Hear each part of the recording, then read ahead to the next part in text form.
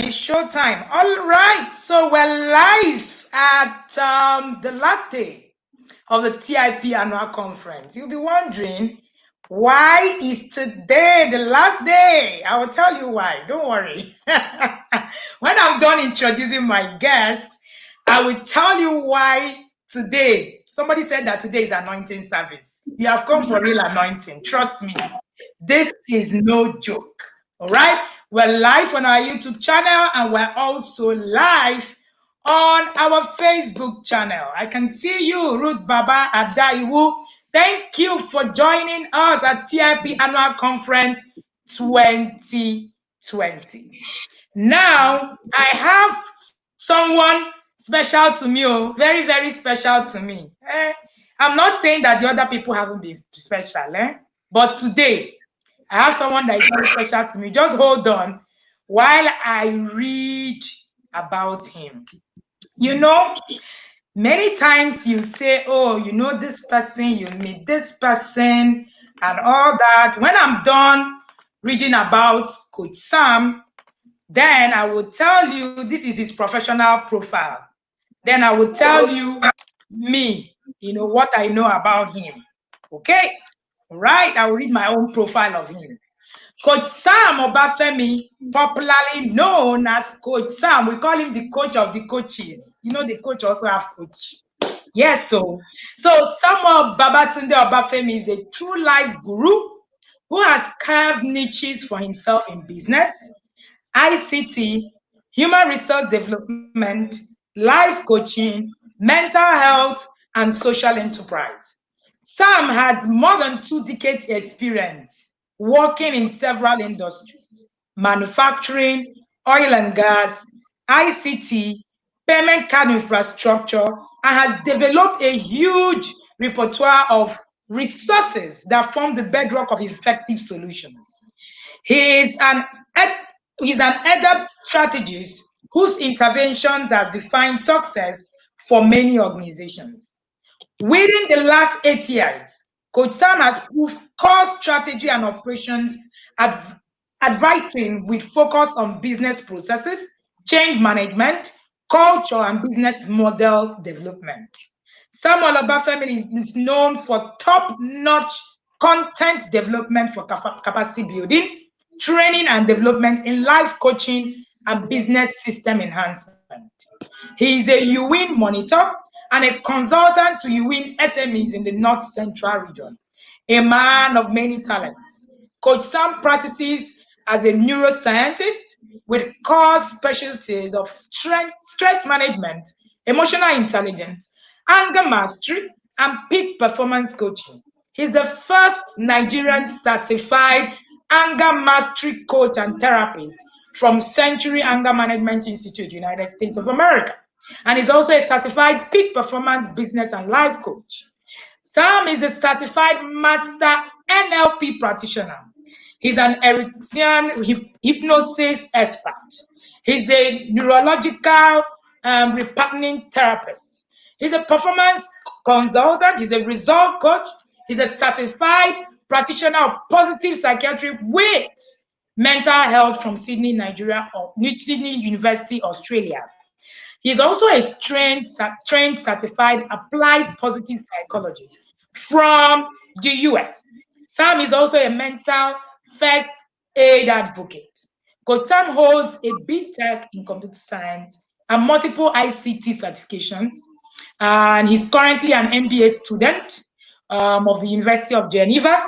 Coach Sam is a president of SOPCA. SOPCA is also the chief executive officer of the Business Study Group, also currently serving as the vice president of Life Coaches Association of Nigeria, and is also a member of the advisory board of the same association. He's a versatile teacher, he's a public speaker, he's an accomplished author, and some of his acclaimed books include Based on Logistics, But What Do I Know?, Fearless Said, Rebellion is a Need, The Vexed God, My Valleys, and many others. This is paper profile. This is what Coach Sam has. When I say what he has out there, let me tell you the profile that I have. So one of those days, and hey, Coach Sam, Coach Sam, Coach Sam, Coach Sam. Everybody will just be raving on social media. Coach Sam. I'm like, who is this Coach Sam? Who is this? And I went, started looking at what he does and everything. So one of those days, he got connected with my big sister, Keita Oyotin. And then, we just started, somehow we now started talking. So one of those days we spoke on the phone. I was like, yeah. So this is the Coach Sam and all that. And then one day, this man appeared in my office. You don't understand. Oh, it was like magic. He just appeared and I was like, what? Coach Sam. See, when people like this come and find, you don't understand. That was just, and you know what? The very first time that I met Coach Sam, it was very, very much as we connected and we just started gisting like we've known forever. And that was the beginning of an awesome relationship that I have with Coach Sam today. Let me say something that I said to him before we went live. I told him that I know that it costs money for you to be here. But some of us are privileged. Child, you don't know how privileged I am. To bring Coach Sam to this conference, you don't understand. Go to Google. Then when you come back, then you can now say, when we are done with these sessions, you will buy me cow today. And I'm very sure of that one. But you know something? Beyond that, this is someone that I consider not just, someone I can talk to. I consider, the coach of all coaches. In fact, when I scream the name like this, you don't understand. Coach, all of us that are in the industry, Coach Sam has something that he has done for you, with you at some point in time. I am so privileged to be here introducing Coach Sam Obafemi. Coach Sam, I'm going to leave the studio. Before you finish laughing, I would have left the studio and I'll be in the background. Welcome to the IPNR conference. I am so honored to have you in this conference, sir. Welcome. Wow. The governess, one and only governess. I feel absolutely honored. Your sound is not working. We can't hear you. My sound is not working. Can you hear me now? No. Oh, wow. Can you hear me now? Why your sound got lost? Okay. So let me refresh. I don't know why your sound got lost.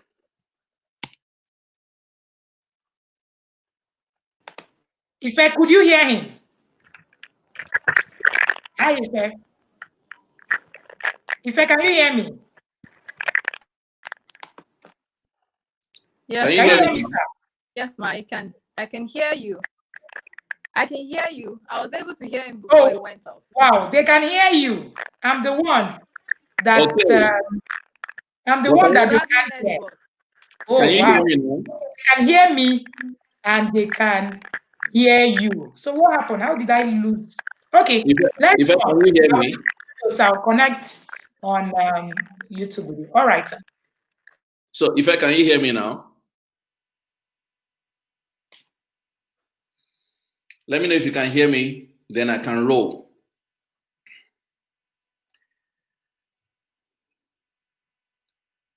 Hi, Ife, can you hear me?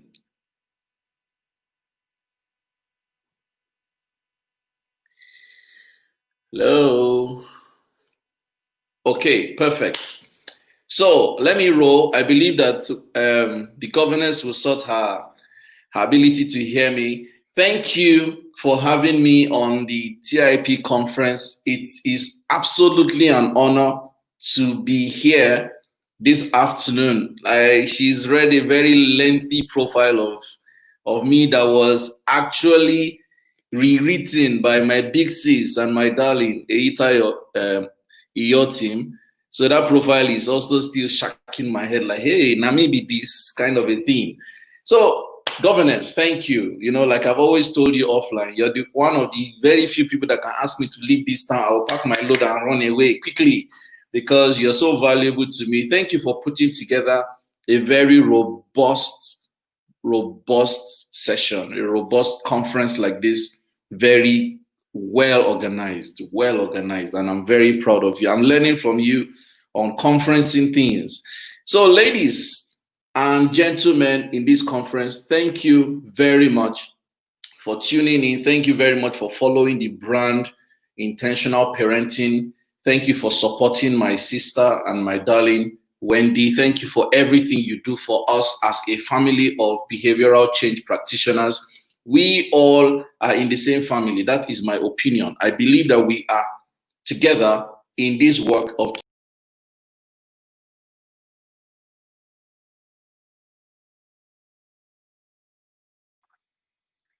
Okay, I think we lost Coach Sam. That should be network, and I'm sure he's going to log in now in no time. All right, he's back on the stream.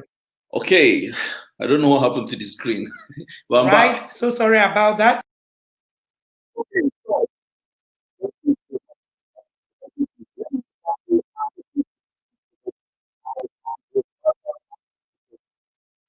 My first daughter is 11. My second daughter is 9. And they are definitely priceless. They are the reason why I am comfortably here, and I'll comfortably follow Wendy every time. Wendy has written books, and every time I've been privileged to read her books, I've asked her, how do you know these things? Because her rema about parenting is not normal. So if you're in this conference and you don't have a copy of Connect to Correct and the other one on discipline, if you don't have these two books, you've not done justice for yourself. I'm particularly aware that you didn't pay for this conference. I'm not sure there was a fee. I think there wasn't a fee, I observed. So if there's anything you should do for yourself, and in gratitude for the magnitude of lessons you have absorbed this week, the minimum we should do is to buy the books that Wendy has written for yourself. That's one. Buy the books for someone as a gift. That's 2. Get people to join her community and buy her books. That's 3. 1, buy for yourself. If you have bought for yourself, buy for someone as a seed. Whether they have children or they don't have children, buy them books because they have biological children and non-biological children. The books will serve. Then get people to join Wendy's community and buy her books. In my opinion, that's the minimum way you can say thank you for the people you have brought to invest in us this week. So please let us show an attitude of gratitude. It's very, very essential. We need to celebrate the grace on Wendy's life by appreciating the things she has done. I am speaking from experience that I have enjoyed grace in my work. And I see a direct link between celebrating those ahead of me, celebrating those behind me, and I'm enjoying a lot of grace and goodwill.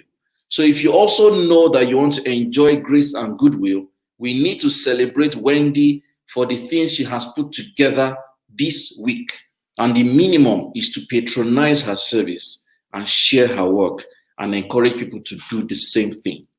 So thank you very much. My topic today is parenting with your mental health in check. I want to start with the following statements.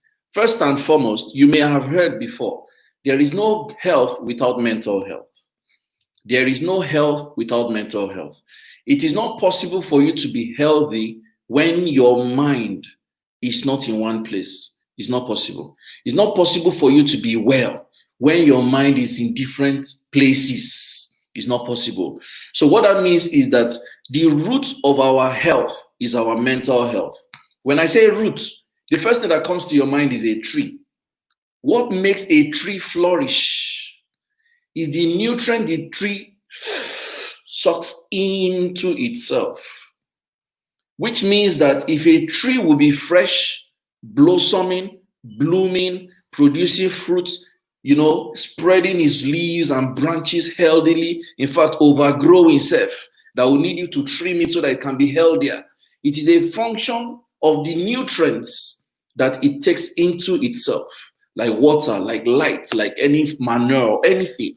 That's exactly the way it works with mental health. If you want to see yourself blossoming, if you want to see yourself looking good, if you want to see yourself prospering, if you want to see money coming in, if you want to see yourself having functional relationship with people and people liking you for just no good reason, it is a function of your mental health.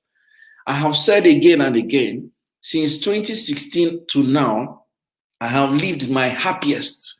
It looks like the last 4 years have been my happiest years yet. And it has shown in my weight, it has shown in my skin, it has shown in my outlook, it has shown in the volume of love I have received from people in my work and outside my work. You see a reflection of yourself in the way you are treated by people. It is a function of your mental health, because when you are mentally in one place, you are strategic, you are intentional, you are deliberate, you are rich, you are a giver, you are a receiver. And these are functions. These are functions. These are functions that are very key. So I need you to remember there is no health without mental health. Number two, mental health is not a medical problem. Mental health is a social problem. Mental health is not a medical problem. Mental health is a social problem. And what do I mean by that? One of the significant ways that people stay healthy is the quality of relationships they have in their lives, primarily in the family and secondarily in the society. So if you want to be healthy, your number one interest is to be socially positive, socially available, socially prospering, socially aware. It's not a medical problem. In fact, there is a man we in therapy hold as the godfather. We call him Aaron Beck. His name is Aaron Beck. He's the father of CBT. CBT is cognitive behavioral therapy. He said that what provoked him into going into CBT was the fact that he believed that mental health is not a situation where you are popping pills and administering pills to people. All mental health problems are linked to behavioral issues. But all behavioral issues are linked to interpersonal relationship issues. I'll take it again. All mental health problems are directly linked to behavioral issues. But all behavioral issues are directly proportional to interpersonal relationship issues. So the more we have a functional, healthy, non-toxic interpersonal relationships, the better our behaviors would be. And the more our behaviors are healthy, the better our mental health will be. Simple. Why do people go through depressions? Why do people have suicide tendencies? Why do people slip into loneliness? Why do people have sleeplessness? Why do people have digestive problems? Because there is a problem that is connected to a person or a people or a group or a situation that is influenced by another person. When you remove people out of other people's problems, they'll be fine. So that tells you majority of our challenges are interpersonal. Now let's now break it down. In social studies, way back secondary school, way back primary school, they told us that the family is the smallest unit of society. So the very first place that tests your interpersonal cohesion is the family. It is in the family that we establish that a man and a woman in a sane society. Apologies to all the orientation people. It is in a family we know that a man and a woman would have to correlate at a level from where they can procreate and have children, and then correlate between parents and children, and from that conversation go out of society, and then there is what we call a family name. When we're growing up, our parents would tell us, remember the child of who you are. Make sure you don't spoil our family name. What is family name? Family name is man and woman coming together, procreating, having children that will go out and will have to respect the family name. Simple. So interpersonal relationships already begin inside the family. And if you must understand this, you must be prepared to always trim, prune, groom your interpersonal relationships. I'll say that again.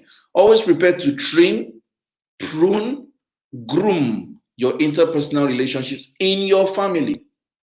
Just the same way the tree can take in so much nutrients such that the branches can be overgrowing, and you have to go and trim, prune, and groom the tree to flourish all over again. That is how your mental health must be trimmed, pruned, and groomed to have a functional interpersonal relationship in your family. There are some misconceptions that make us suffer mental health in our families. But before I talk about the misconceptions, let me first define what is mental health. What is mental health? I'm going to be quoting the World Health Organization's definition so that we can come from the global level. But before I quote that, let me tell you what my personal belief around mental health is. In my personal opinion, mental health is every point of personal peace, every point of personal serenity, every point of personal responsibility, every point of personal empathy. That's my personal belief. When you are at a place where there is congruence, you are at personal peace, personal serenity, personal responsibility, and personal empathy, you would have a good mental health. Why do you need personal peace? Because in the absence of peace, there is no progress. Why do you need personal serenity? Because in a place of serenity, you will be productive, you will sleep well. Why do you need personal responsibility? Because in a family setting, somebody must do something for other people. You must bear a responsibility as a father, as a mother, as a husband, as a wife, as a child, as a unit. There are responsibilities in families, and these responsibilities help us sharpen our mental health. If you can attain a place of personal responsibility where you know what you're supposed to do, how you're supposed to do it, when you're supposed to do it, it will contribute to your mental health. Why do you need personal empathy? Because every time in a situation of families, we must remember that what I am doing would impact on someone else in the family. So putting them in your shoes when you are about to do anything is a place of personal empathy. That way you know that we are all contributing to each other's mental health. This is very important. That's my personal definition of mental health. Now, what does World Health Organization say? It says, mental health is a state of mind. I'm going to be paraphrasing. Mental health is a state of mind where a person understands their capabilities and they're able to create coping mechanisms for the daily stresses they go through. And they're able to be productive and fruitful and also maintain healthy relationships to contribute to humanity. I'm going to take that again.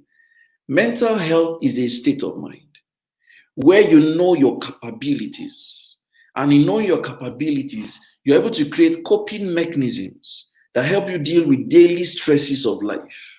And by doing that, you are able to be productive and fruitful, and such that you're able to create functional relationships and contribute to humanity or contribute to society. That is what World Health Organization says. Now, if you listened to what I said, there are 4 blocks that must be satisfied. If you want to know whether you are mentally well, you must check 4 things every day. You must check 4 things. What are the 4 things? Number 1, you must know your capabilities as a parent. Some of you, as parents, believe that you own the child. You believe that you understand your child like the back of your palm. I hear parents say, "Shebi is my child. It's my child. I know my child like the back of my palm." I hear parents say, "There is nothing that is happening to my child that I will not know." I hear parents say, "What are all these parenting coaches saying? Are you going to teach me how to parent my own child?" My own child. I'm sorry to burst your bubble. Parenting is not the job of the parent alone. Parenting is the job of parents and all stakeholders in that conversation. And who are the stakeholders? Your neighbor is a stakeholder. The friend of your children are stakeholders. Your own friends are stakeholders. Your relatives are stakeholders. The wider society are stakeholders. Everybody is a stakeholder in parenting because there is so much about a child for you to know all. A child is too complex a makeup for a parent to know that child. You that you are the parent, can you beat your chest and say your spouse knows you? 100%. You are too complex a human being for another human being to know you. How much more your child? So we must come to a point where we recognize that there are areas we are not capable of understanding our children. There are areas we are not capable of grooming our children. There are areas we are not capable of knowing our children. There are areas we are not capable of even understanding what they want. The Holy Spirit gives you, discernment. You discern some things. You observe and say, no, I'm not sure something is adding up here. Or sometimes you are not even aware. The honest truth is sometimes you are not even aware. You don't know. You must recognize that and tell yourself, the moment I can establish that I don't know, I will go and find out. That is embracing capability limits. That's the first definition, first domain in the definition from World Health Organization. Recognizing that I may not know some things. And as I'm realizing what I don't know, I will look for it and know it. The moment I know that some things are beyond me, I will look for who knows it better to help my child. If we all see ours, that's why when I started this session today, I said, I see us as one family. We are all in the same family of behavioral change. And if we understand this, we will support each other wholly and stop fighting this myopic war of them and us and me and them. It does not count. If my child turns out well, it favors all of you and me. If your child turns out well, it favors me. I will not be afraid of my child interacting with anyone because I know that we're all on the same page, grooming our children. So we need to understand that. Yesterday, I was telling a friend, I said, I've already earmarked someone that will mentor my daughters. I have been grooming a lady. She's in her early 20s. I think she's 21 now. Her mom has made me, given me access to her children for many years now. And I've been grooming these children. Now, this lady I'm talking about, yesterday, she blew my mind. She did something completely off the hook. Like she went top-notch performance. And I told myself, this girl will mentor my daughters. I'm intentionally positioning them to meet her so that they can begin to absorb some rudiments of grit and resilience. And because I can't do it all. They see me as daddy. Daddy will protect us. Daddy will take care of us. Daddy will fight for us. Daddy will beat anybody for us. True. But they also need to learn resilience, grit, persistence, sacrifice, going out of your way to get things done. And I've identified somebody that is doing it effortlessly. So that is me knowing the limit of my capabilities and opening myself up to someone else that can enhance my dream with respect to parenting. The second domain in the definition talks about how to create coping mechanisms for your daily stresses. You need to recognize that parenting can be stressful. Sometimes, if not sometimes, parenting is a thankless job.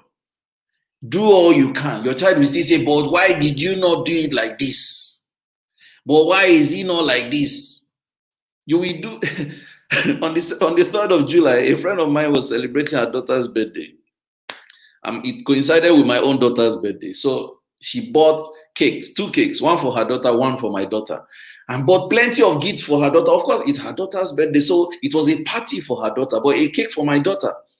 And then her daughter saw the cake of my daughter and said, why is my own cake not having a crown? And the mom looked at her and said, like, seriously? Are you kidding me right now? I was just laughing. That's children for you. It will always show up. A child will always say, why is that one not like this one? Why is my own not like that one? It's usually sometimes a thankless job. And you need to understand how to cope with that stress.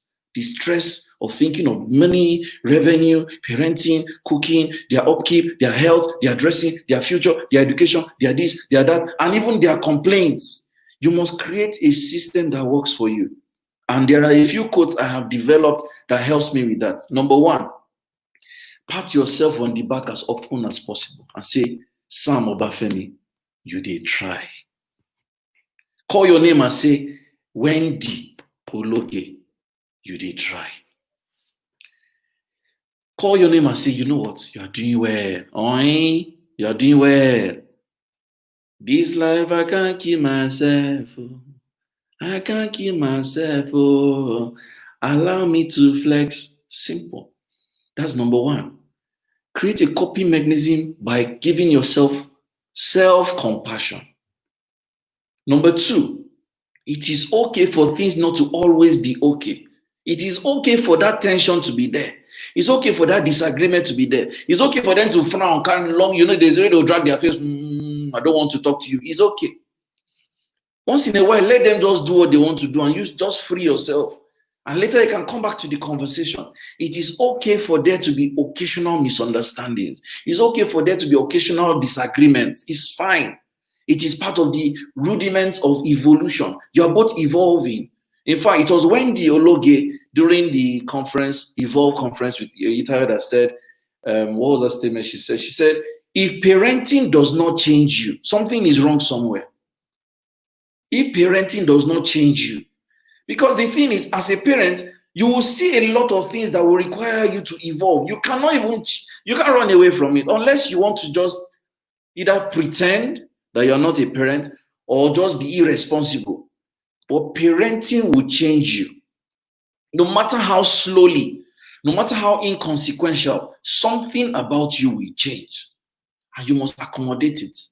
So you must occasionally tell yourself, it's okay for things not to be okay. Like the sacrifices you may need to make, the compromises you may need to make, the pain sometimes you may need to bear, the daunting challenges you may need to face. It's okay for you to be confused. It's okay for you to be disorientated. It's okay for you to feel like, I don't even know what else to do. It's okay to get there once in a while. It's okay. Number 3 way to cope with stress of daily life in parenting is to tell yourself that your kids actually know the truth. One of the misconceptions parents carry is they are too young. No, they are too young. They are not supposed to know. There's too much information for them. They don't know. I'm sure you know, because this is probably stale information. Children know the truth. They may not articulate it. They may not challenge you. They may be waiting for you to be playing cat and you're doing like this. They're just watching you. They know the truth. They know it by your energy. They know it by your behavior. They know it by a conviction. They have an intuition. Children are very intuitive. Why? They don't have the borderings of life, all these things that bother us, like bills, like distractions. They are less distracted at that level. So they're able to zone in and sense what you are not sensing, and they can see through you. So one way to cope with stress is to tell yourself, see, they know what it is, and I need to stop pretending. Because sometimes while you're overheating your head is that you're trying to create a perception that is not real, and it's stressing you. Have you seen somebody that tells a lie? The kind of stress they are in, because they'll have to look for a new lie to pretend to cover the former lie, and create a new lie to cover the former lie that cover the former lie. Too much stress. And you need to understand the implication. Number 4 that I want to tell you is, it is fine to be occasionally irresponsible. Irresponsible in quotes, which means you need to also step down from the savior mentality. You need to step down from the I can save the world mentality. You need to step down from the I want to deliver my children mentality. You need to step down from the I want to guarantee the future of my children mentality. I have not so good news for you. Not you, not I can guarantee the future of our children. There is no guarantee. The way you are today, would you beat your chest and say it was guaranteed 20 years ago? Would you beat your chest and say it was guaranteed 10 years ago? Would you even beat yourself and say it was guaranteed 5 years ago? A lot of things have happened that even you are like, if not for the grace of God, I don't know where I would have been. So you need to stop feeling that you can guarantee their future.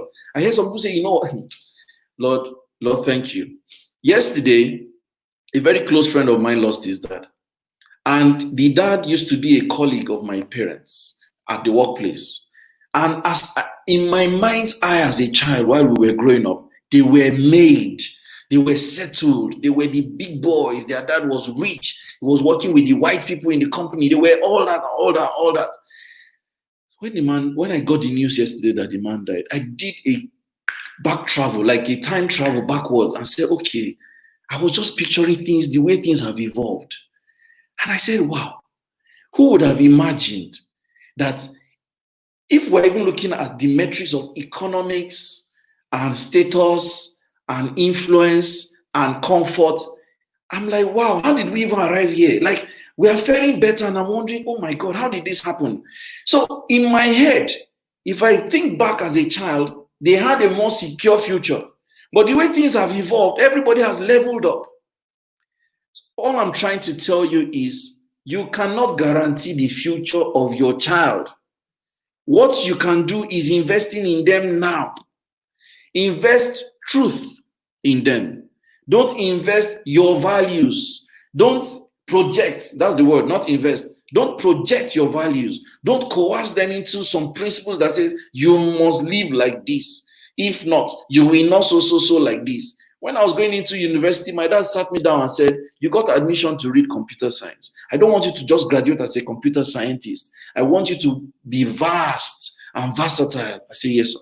He said, I want you to come out with a good grade so that you will get a good job, and then you will have a comfortable family, and then you will this, and then you will that. It made a lot of sense to my hearing. I went into the university, naive of the university system. I was just there fumbling. I finished with a 2-2 in computer science. I came out. I said, it's not computer science I want. I found a way. I started doing certifications in psychology, anger management, EQ, all that. I have fumbled my way to where I am today. I left computer science effectively 2010. I switched careers. Today, in this industry, I thank God. So what am I saying? If my dad has said, you know, my son is going to be an IT specialist, then one day he'll be a chief information officer of a bank or an organization, and he will do this and he will that, I have scattered that plan. Because today I'm completely not in that line. So you can't guarantee anything. But what is working for me is that he told me, be vast, be versatile. He told me, you must have good results. You must have good reports from people. You must have good conduct for yourself. These are words my dad has said that have become ingrained in my head. My dad keeps telling me, be ready to start all over again anytime, any day. If the chips are down, step up, start all over again. These are the words that have carried me on. Irrespective of the industry I am playing, these words are still universal. So instead of telling your child to follow a path religiously, tell them the truth. Tell them principles. Tell them real life stories. Teach them autobiographies. Teach them biographies. Let them learn about life and livelihood. Let them come to the awareness. The Bible will say, let them come to the knowledge of truth. So that by that, they can now shape their decisions from an informed place, not from your dysfunctional, myopic space. Because what you know is not all there is to know. What you know is less than a drop in an ocean. There is so much more to know that you don't know. What do you even know, sir? How many countries would you say you? Even the countries, some people say, I have traveled to 54 countries in Africa. I've traveled to 92 countries of the world.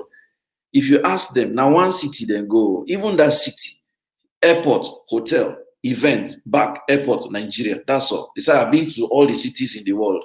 How much do you really know? Let's be honest. That you want to box your child into a particular learning. So coping with stress is understanding that there are limitations to my parenting, and I need to recognize it and embrace it and be progressive in learning. The third domain, according to the definition of World Health Organization, is being productive and fruitful. You need to ask yourself, what do I want to get as results in my child? What are the results I want? Focus on getting that result. I like how Wendy puts it. Wendy says, don't parent with fear. What was that thing? She normally says, parent with, is it awareness or something? There's a way she puts it. Don't parent with fear. It's very true. And that talks about the productivity and fruitfulness. Teach and parent with an awareness of where we want to go, the results we want to get, not the results we are trying to avoid, not the results we are running away from, rather the results we are trying to acquire, the outcomes we are looking for. That is how to think in parenting. It puts your mind in one place. It puts your mind in one place. And it's very important. So that is for productivity and fruitfulness. Tell yourself this week, what is a skill I want to teach my children? Last two weekends, I sat my kids down I said, let's talk about drug abuse and substance. Do you know what drugs are? They say, hey, it's medicine now. When people take medicine, I say, no. Do you know when they say somebody is addicted to drugs, someone is a drug addict, what do you think it means? They say, hey, cocaine, weed, marijuana. I say, how do you know about these things? And we read it, we see it, we something. I took my daughters on a substance abuse class and told them, I, as your dad, I have lived to this date without using substance. I am telling you what they can do, what the impact can be. And my daughter was saying, are you saying that, but because fair on me, my second daughter said, but I heard somewhere that weed is also good for medicine.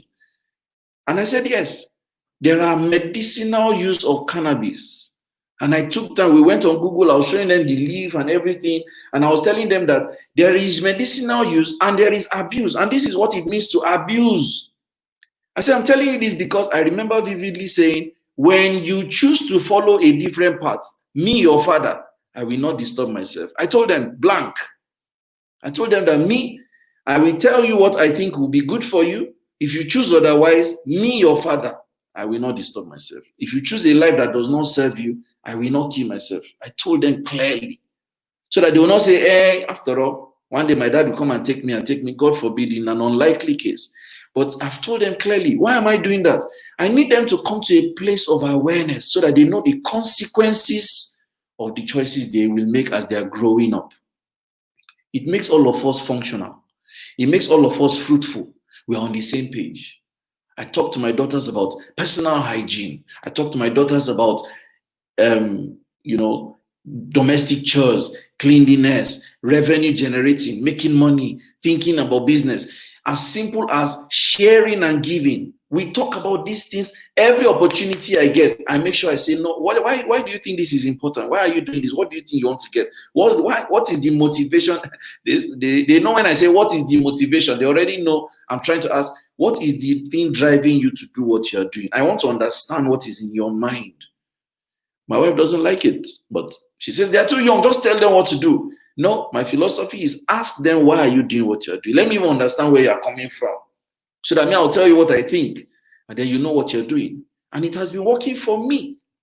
So that for me is the level of productivity and fruitfulness. Then the fourth, according to the definition, is the ability to have functional relationships and contribute to society.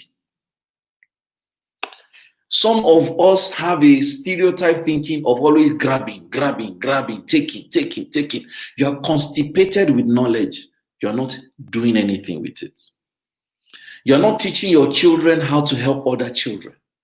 You are not even showing an example of contributing to people's lives.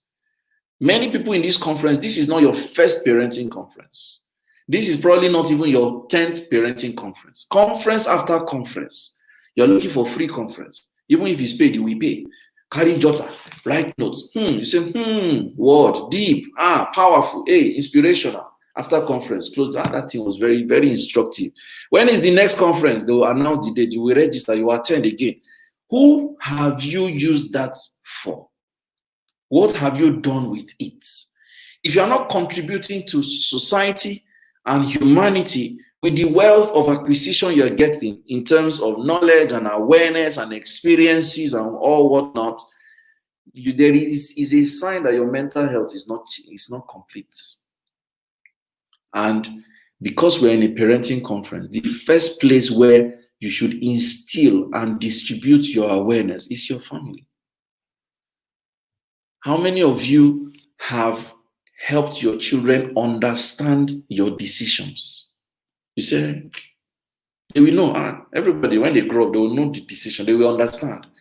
You need to, once in a while, with an age-appropriate use of words, help your children, carry them along in terms of why you do what you do, what you're doing, how they can contribute to it, how it can add up in their decisions, how they can help other people in their classes.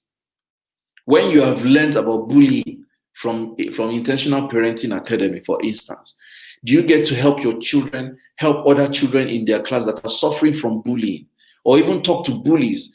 Have you empowered your child to be able to contribute to their own small spaces? These are very critical things you need to understand that can help you significantly. So these are the things that the World Health Organization talks about. I'm going to say one more few things before my time is up, because I've been saying a lot so far. What are the misconceptions that you need to watch out for that can impact on your mental health? Number one misconception is, I own my child. Daddy, mommy, you don't. You are a steward. You are a vehicle to bringing the child to earth. So you need to understand that your role is instructional, not possession. Your role is instructional. You are supposed to facilitate growing, facilitate learning, facilitate grooming, facilitate discipline. You are a vehicle. You are an instrument for facilitating the purpose of God in their lives. You don't own them. So one of the things stressing parents is that I have a dream for my child. The child is not following my dream for him or her. I know better. Yoruba people will say, I don't know if it's a Yoruba quote or wherever that came from in Africa. And the elder that is sitting down, he will see farther than the child that is standing on their shoulders.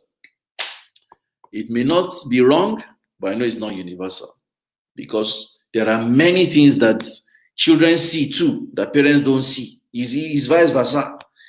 The same way the child on the father's shoulder can see the oncoming vehicle that the father cannot see sitting down. Sometimes some of these things, we need to weigh the two sides of it. So misconception number one, I own the child. Anything I say, I know better. Are you the one that have the child? Is my child. Please calm down. That can impact on your mental health. That is why some parents have become lonely. You have stressed the child to the point where the child has left you. Say, I beg, just, I'd rather that I don't even have a parent. Say, what is the problem? You have stressed them to the point where they have left you to your whims and caprices. And then you are lonely. Loneliness is a disorder of mental health. You can Google it. Loneliness is one of the disorders in mental health. Especially when you are among people and you don't feel like you are with anyone. You are in the midst of a crowd, but you are alone. You are lonely inside people. It's a disorder in mental health. Because you have chased away your own biological children with too much nagging, too much demands, too much pressure, too much stereotyping, too much manipulating. You want to box their life in a way that they are wondering, what is the problem? You have to choose who they want to marry. Even when they get married, you are interfering. What is the problem? Some of you go to their classrooms, you will literally even beat a teacher on behalf of your child. What is the problem? No, calm down. So misconception number one is thinking that you own the child. Misconception number two is that I cannot be vulnerable to my child. They have to see me as a perfect parent. I am that parent. That's why our parents used to tell us, when I was in school, I used to come first. I never failed in any exam. And then you are here just misbehaving. Do you know the child of who you are? If you are my child, you should not be coming last. We didn't have the privilege of seeing our parents' results. Unfortunately, I don't know if we will not repeat the same mistakes. Maybe we in our age should prepare our results and be showing our children. I tell my children, anyway, fortunately I have books. All my books, I have written all my garbage inside. People have asked me, have you considered the impact of your books on your children? Are you sure that you want them to be reading some of these things? I say they read, they don't read, they will hear about their father when they grow up. It's better let them associate it from the horse's mouth. And my first daughter has read every single book I have written so far. The only book she has not read is the one that has not come out. Fans don't pay. But she has read, and so she has seen, she has read, she will ask me questions like, Daddy, in your book, but what do I know? You said, sometimes as she's trying to ask questions, I'm already having this palpitation that, hey, okay, Sharon, what is she about to say now? But I know what I was going to face when I was writing the book. And they have grown on it. So vulnerability is a key element in parenting. And it will help your mental health. You must come to the place, and like I said, with a warning, age-appropriate content. So it's important for you to be able to say that this was what I went through. This is what really happened. These are the mistakes I wish I did not make. I don't regret them, but I think that if I had another chance, I would do it differently. Your children should be able to hear these things. Why would a child today fail in class and contemplate taking their lives? Have you considered it? In Lagos, we were called because a boy was overtaken by a lady in class. She came first. The boy came to school the next term with substance to poison the girl, because in his head, this is the girl that is making my parents punish me and stress me for not coming first. Where did he pick it from? Because the parents told him, how dare you? In fact, I'm sure, I don't know, but I'm going to assume based on the patterns we've seen in Africa, how can you let a girl, you a boy, allow a girl beat you in class? Shame on you. A real men don't allow women beat them in class. I can just imagine some of those statements from some parents. And the boy is wondering, that's true. Why should a girl beat me in class? Suddenly he has this sadomasochistic belief that a girl is less than me, and the guy, a man, is supposed to be above a girl. That's why you see some things on social media, you're wondering, actually a man is thinking like this. You're wondering, sometimes you see some statements from men and you're wondering, wow, really? A man can think like this? So we need to understand that vulnerability is key.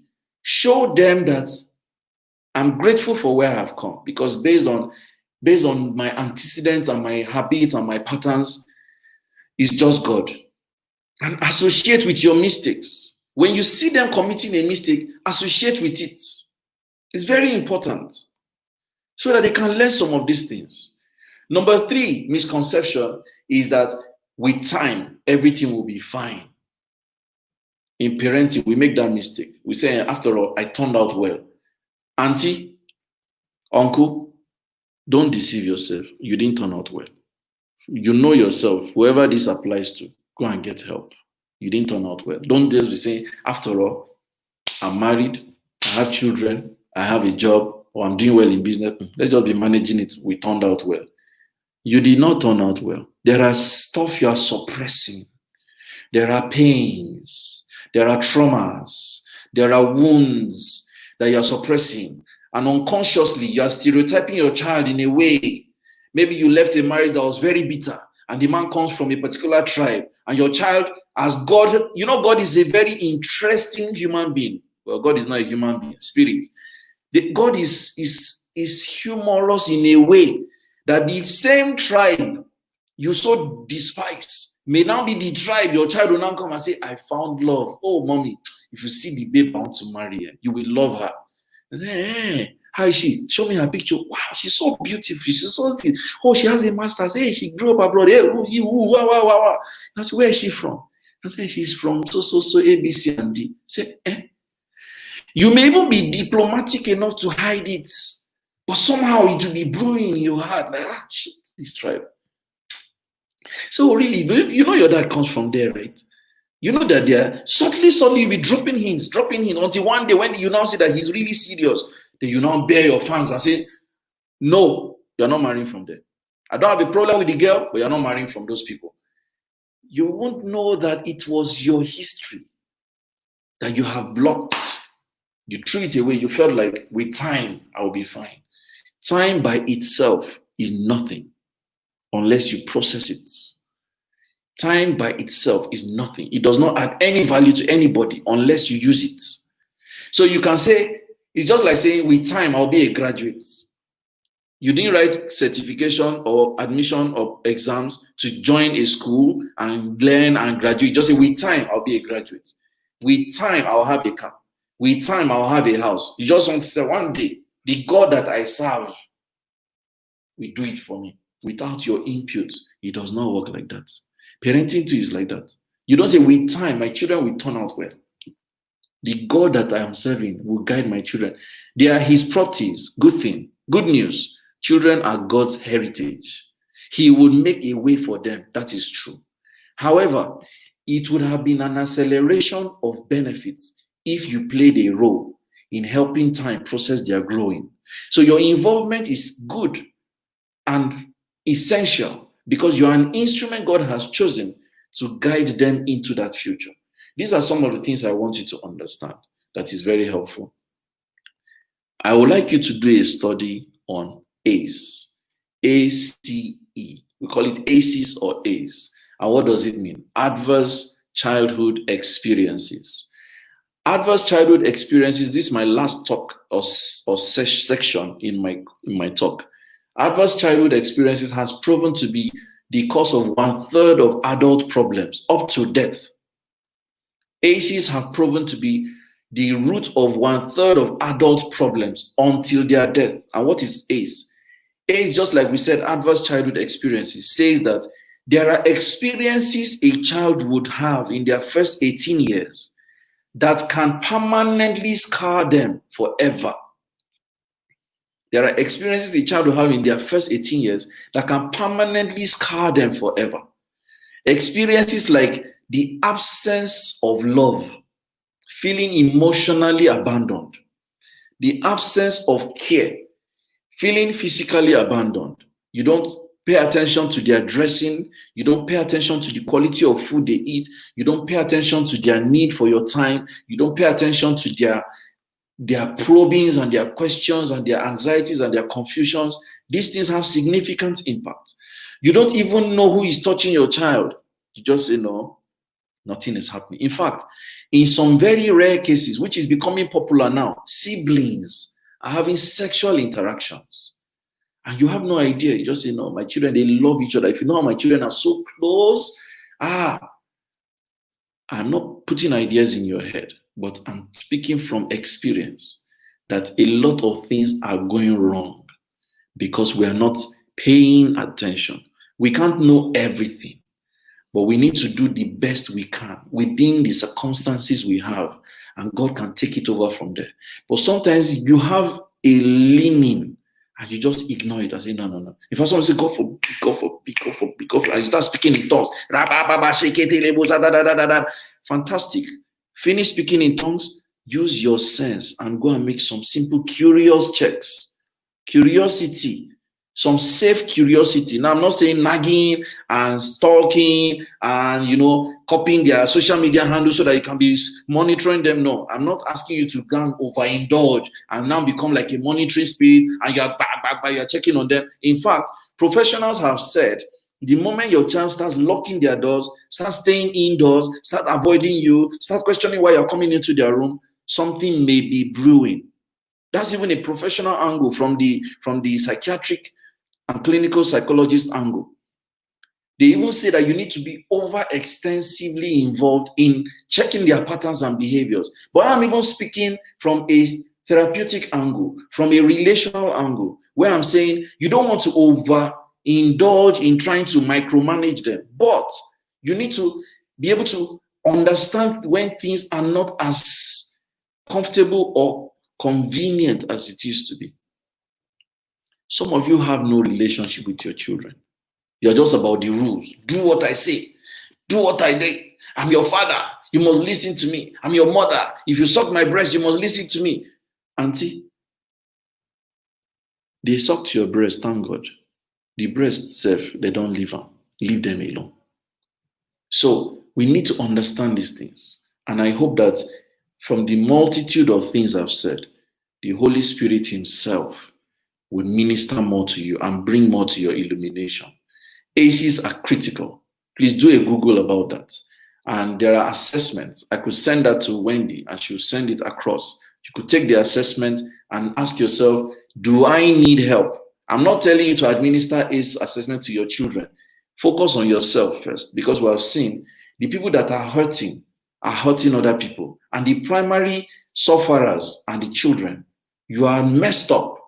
You think you're training them. You are messing them up with your dysfunctional realities and your current state of warped, truth and warped maturity. So please, I pray that you have the courage to seek help so that you can parent well and get them to get help. Last line. The biggest source of physical disabilities is mental health. So if you don't want to let your children suffer mental health from you to the point where they go into unhealthy behaviors that can lead to disabilities and death, please get help. So thank you so much for giving me the time to speak. I feel really honored, Wendy and the team. God bless you. Namaste. Thank you, boss. Okay, I told you that this is the class that you don't want to miss. Yeah, I'm sure that by now you're thinking, when Coach Sam was saying, don't invest in truth, in your children, and he made a statement. He said, not just your values, because you're limited. There are a lot of things that I have seen myself. A lot of the times I find out that parents parent from the point of their limitations. Yes. For instance, oh, my friend got drowned in a stream when we were growing up. My children will never learn to swim. It's dangerous to be in water. That's you casting your limitations on your children without even knowing it. I had a very similar experience. I hated water. I just didn't like water. I'm very hydrophobic. But because of my children, I needed to deal with that. Because I cannot, because of myself, now be looking at myself and saying, I don't like water. So nobody will take them to go and teach them. I had to, deal with it. It was a mental health issue. But we don't agree that some of those things, it was actually out of an experience I had as a child. That was why I actually became hydrophobic. But a lot of the times we don't want to do self-check on ourselves. So, I was able to find that and we're able to deal with it. I learned how to swim about how many years ago when the twins, learned how to swim. That's how I was able to overcome it. Thank you so much, Coach Sam. As usual, this class is overvaluable. Coach Sam has offered to send us the ACE's link so that you'll be able to do the test. But please, we can only send to people who are registered. So if you're not registered for this conference, go and look for the link. Don't chat me for the link. I will not answer you. Go and look for the link because we've been sharing it from day one. All right, so we're going to be taking questions. Coach Sam, you have lots and lots of raving accolades in the comment section. Thank you for being here, Sam. We have a lot of people watching our Telegram channel. We almost have 2,000 people on our Telegram channel, and I can see that a lot of people are connected at the moment. About 100 people. We have people on our YouTube channel. We have people on our Facebook channel. I think this is the most connected session in the Facebook channel today. Right. Thank you so much, sir, for being here. So if you have questions, please ask Coach Sam. If you're going to ask Coach Sam after this class, trust me, I know how much you will pay. So ask now. Just ask away. And if you come through me, you are in trouble because I'll go and bring his highest paid class and bring for you. So I'm for Coach Sam. All right. Yes. So you also want to get Coach Sam's book. All right. His last book is on based on logistics. He also wrote a book called But What Do I Know? You want to read that book. Most of what he has shared, he was talking about vulnerability. Vulnerability is one of the biggest anchor of TIP. We say that the infallibility narrative in parenting is wrong. You can't be infallible.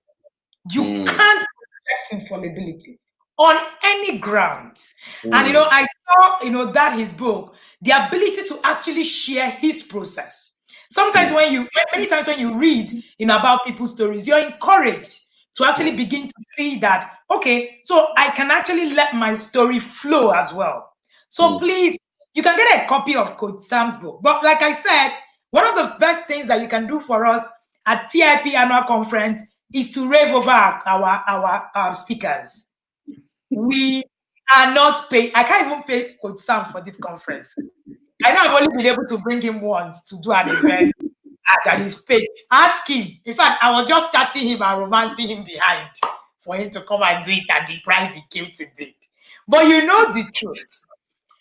You need to actually even go over this session again. And then we need you to pay Coach Sam. How are you going to do that?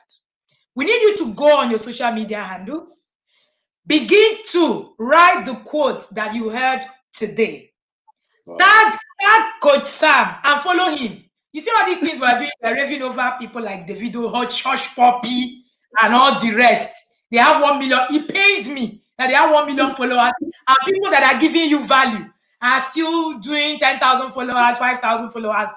Please go on social media and become valuable also to us. Let the world also begin to know that we're sharing value as well. So that's what we want you to do. We want you to go. That's the payment you're paying for this. Please, in fact, I think before you ask me any question, I'll go through your handle. And check whether you're following this, then we can now begin to talk. All right. So, for example, we have a bit of the questions here. This is the question. You have a question on the screen. How do you make parents realize they need to deal with themselves first when they seek help for their children about a burden? Thank you. Good question. One of the things that works generally, whether you're speaking with parents or you're speaking with any child, is don't make them feel that they have done something that is despicable. One of the limitations to people opening up about their challenges is when we have already judged them before we even help them. You cannot judge me and want to help me in the same breath. I will shut down. So you want to give me feedback. I like how the professionals call it sandwich feedback, right? You know, hype me, tell me, oh, you've been doing so well. Oh, you've had a child that is 15 years old. Wow, you've been a parent for 15 years. I can only imagine how much work you have put into this. You know, give me the accolades, give me the props. Let me feel that you appreciate what I have done and what I'm doing and all I'm going through. By the time you have done that for me, then you can now say, and I'm thinking, imagine if we can extend your impact and your extent of work by considering this and this and that. That way, you are just expanding the possibilities for me, rather than telling me that, no, that direction you went is wrong, come back, go like this. It's not funny. I want you to picture it like this. Assuming you are traveling to Lagos by road and you are the driver, and then you are traveling and then you get to a point and you realize that you have missed the way. Which would you rather be grateful for? A shortcut that connects you to the road you missed, or when they tell you go back, and maybe going back will take you like 2 hours before you now reconnect? I'm sure majority of us would rather a shortcut, even if it's not as smooth as the road on which we were flying. Think of it like that. So when somebody comes to you for counseling, and you know you have identified that a parent needs to work on themselves first, think of it as giving them a shortcut. Tell them, wow, there is this tool or knowledge or awareness that I believe if you can add it to what you already have, it will help you. And that tool may actually change you to help your child. This tool will help you reappraise some of your methods, because I've found that if you can apply it, it will impact on your ability to understand the child better. Use that strategy. So don't project on the parents. Don't make them feel that you have been doing it all wrong. No, you're not right. No, madam, this you're shouting. In fact, you are the problem. Do you know that you are the problem? Don't do that. It will encourage them. Now remember, we are naturally designed to be egoistic. Ego is part of our sanity. There's all called ego management. Every human being that has flesh and blood, that has come through a woman, has an ego. There is an extent you will put a person that they will say, you know what, go and die with your money. I don't want to be. Ego protects us. So you must respect ego. You must respect psyche. You must respect self-esteem. Once you can show a person that I care about your well-being, even if I don't agree with your methods, they will follow your strategy. That is why everyone that has worked with me since I started business, they still work with me directly or indirectly. Every customer that God has brought my way, I have maintained a rapport with them. Why? I'm very particular about people's self-esteem. I'm very particular about people's ego. And if you can understand that, you have more people falling for you and your services because they know that you will not make them feel bad. So for me, that's a strategy I want to advise, that you can adopt. All right. Okay, so we have another question. Says, sir, while growing up, I was molested. Now I do not trust anyone, any brother, male, female around my kids. Sometimes when my husband plays with them, I find myself watching. What do I do? Thank you, Juliet. I would encourage you to, first forgive yourself. Forgive the fact that you went through that experience. Forgive the scenario. Forgive the stakeholders in the conversation. For instance, you may be feeling angry that your parents didn't protect you. You may be still angry with who molested you or the people that molested you. There needs to be a journey of forgiveness. One thing I read from the Holy Quran says that when you judge a person, it is a reflection of an unhealed part of you. It's in the Holy Quran. When you judge a person, it's a reflection of an unhealed part of you. So you may not even be conscious that you are judging. I was involved in a case between a man and a woman. The man left his marriage because he was playing with his daughter. The wife came and said, I don't know what came over her. She just came out of the bedroom and said, what have you been doing to our daughter? Did you touch her? And the man looked up and he was wondering, where is this coming from? Wow. And she turned to the daughter, did he touch you? And she was like, Mommy, what are you saying? Because even the daughter was devastated by that question. The man stood up, went into his bedroom, packed his things, carried his daughter, left his parents' house. That was how the marriage broke up. Till now, they've not been able to restore it. So sometimes we are projecting our fears. Our fears are legitimate. Our concerns are legitimate, but we need to heal. So I would advise you, Juliet, focus on your healing. You need to intentionally heal, because as you are healing, you will judge less.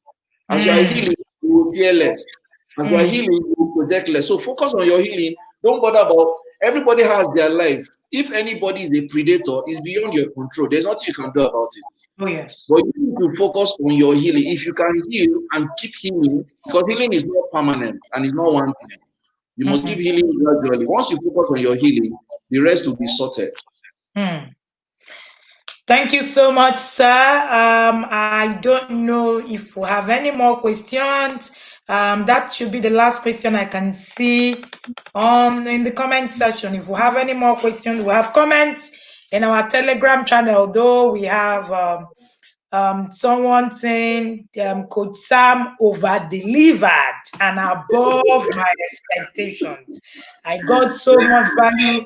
Thank you so much. So we have a lot of those comments coming from there as well. That is not on YouTube or Facebook, but I can see that there's no more questions here. I don't think we can see any more questions right here. Right, we're going to be rounding up. So today is the last day. We know that today is the last day for TIPMR conference. If you've not been following, if this is your first time of logging in for this conference, trust me. You did your parenting journey a disservice. Even me, as in, if you see my notes in this period, and I'm not just writing, I'm carrying out as it's coming. We're putting, readjusting, restructuring. Please go back to the series. Replays are only available on our YouTube channel. You are the one missing. We have over 10,000 views on those conference, and you are the one left behind. Only you. I shared something in the group about one of the speakers, Yinko Ogunde, yesterday, said that people only beat children when they are confused. You need to see the comments under the conversation in the group.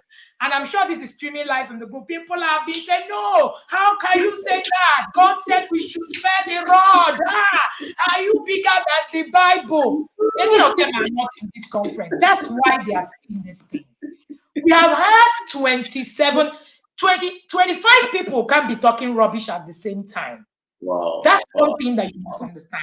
25 people have said same thing using different principles. Yet we are fighting. I don't understand where the fight is coming from. If you have someone that's still fighting, please send them to the YouTube link. Let them go and listen, and then you will have the conversation, again. So somebody is asking the question that you answered. How do I heal? Coach Sam, please, can you give her address? How do I heal? Okay. Before I share any details, I'll just advise that healing is a journey. I normally say healing is a stream. You need to jump into the stream to heal. So see it as a journey. Depending on the severity of your wound, it may be short-term, it may be long-term, it could be lifetime. I am healing. I was sexually molested in primary 5, and it had a lot of impact on my sexuality and my sexual ambition and orientation. And I am still healing. Time and again, I keep seeing different angles popping up, and I'm saying, okay, this is another angle I need to work on. So all of us are healing. Everyone born of a woman has a PTSD of some form. Post-traumatic stress disorder. All of us. There is one form of abuse or trauma each one of us is facing. So it's a journey. How can I heal? Number one, what specifically do I want to heal from? Be specific about it. Is it a fear? Is it a trauma? Is it an abuse? Is it a curse? Is it a pain? Whatever. You need to find what that thing is. And it may take you reading, it may take you following work or subscribing for therapy, which I totally recommend. I totally recommend. Subscribe for therapy. Don't be looking for free help. If you're looking for free help, you get anyhow help. Yes. So save money, hire a therapist, and work with a therapist. Work with a therapist that has access to clinical psychologists and psychiatrists, because these things are comorbid. They interconnect. So that the psychiatrist can tell you, these are things you need to work on. The clinical psychologist can tell you, these are things you need to work on. The therapist can tell you behavioral changes to make. It's a journey. Hire a therapist. But most importantly, believe that you are healing. That one is the oga pata pata of them all. If you like, go and hire Tony Robbins. If you don't believe that you are healing, nothing will happen. So you must believe that this healing, I'm getting it. I am healing and I'm making changes to myself. So these are very important things that I think can help you. But like I said, don't be in a hurry to heal. Don't just say, after this conference, 7 days later, I'll be fine. Take it one step. Thank you so much, good Sam. Like we say in TIP, it's a journey, it's not an end. When it comes to parenting, your process is a journey. So, many times parents come to you and say, please, I want you to solve this problem for me. Now. I say, I don't have any magic wand. We don't produce anyone. If you're not ready to work with us for years, then forget it. That means you're not ready to work, through this journey. Thank you so much, Coach Sam. I don't think we have more questions. Thank you so much, Coach Sam. I am excited, when you bring the coach, in this stream. It's like you've won a lottery, that kind of thing. So yes, this is my lottery. So today we're going to still be returning here at 5 p.m. At 5 p.m., we're going to be having Hannah from the US. Hannah is going to be teaching us how to create patient plan for big emotion for our children, And after Hannah, from 5 to 6 at 7 p.m., yours truly will be on stage so that we can talk about how to become this intentional parent. All these things that have been said. What I'm going to be doing for you is to put these things together and tell you how you can start your journey from today. Start, walking your journey step by step. But most importantly in this session, remember to rave over our speaker. We want you to go on social media, find him, follow him. There's no speaker that have come here with Google for you. They brought you real-time knowledge. All right? Real-time knowledge, experience, their works, and when you go to find them, you will know the caliber of people that we've been able to actually bring you here. We are not bragging, we are priding. That's the word. We are priding, and we are well, in our right to pride concerning this conference. We have brought you people of substance. And very, very, very important, we want you to pay them. We want you to go on social media, follow them, write about them, tag Sam Obafemi, or you can look for Sobka. Sobka is Sam Obafemi's company that deals with behavioral change. So look for Sobka, follow him on Instagram, follow him on Facebook. And we're not saying just follow these people. They have great content that you will benefit from. All right? Remember to tag us You can tag us at the Intentional Parents on Instagram. You can join our Facebook group, The Intentional Parent, or you can also follow me, Wendy Ologe. Once you put Wendy Ologe, let me say it the way my pastor says it. There's only one Wendy Ologe. When there's a letter that comes into Nigeria, it will come to my house first before it goes any other place. All right. So yes, you can find us like that. Thank you so much, Coach Sam. I really do appreciate you, your time, everything that you've offered us in this conference. We don't take it for granted. We appreciate you, and thank you for allowing me bully you at any point in time. Without the only one that can do that. So, sir, what will be your last words for parents who are listening to you today? My last word is what's written on my top. God has helped you already. Just flow. That's it. God has helped you already. You are not looking for help. He has already helped. He has helped you already. Just accept it and flow. That's all. Thank you so much, sir. Thank you. I love you so much. Everyone, love you so much, Coach Sam. Thank you so much.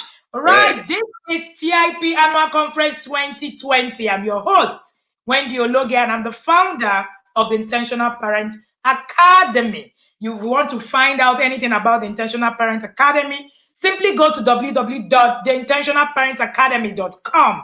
That is the place that hosts the academy. All of our courses, everything is right there. If you want to know more about me, go to wendyologe.com. That's a personal website for me, and you will see everything about me right there.